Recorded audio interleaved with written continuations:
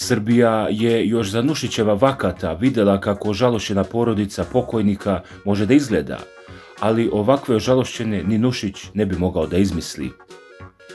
Pošto su se po želji pokojnice Slavke posle 40 dana okupili nad njenim grobom da čuju, kako rekoše, testament, nastao je potpuni urnebes, kakav se na groblju ne pamti. Sestriću Dušanu ostavljam zamrzivač od 30 litara i tepih iz moje sobe.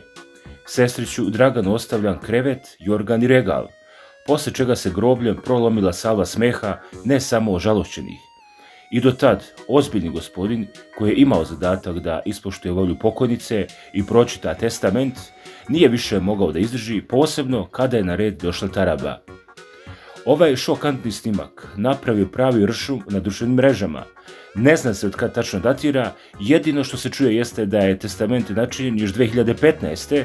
ali se ne navodi kada je pokojnica preminula.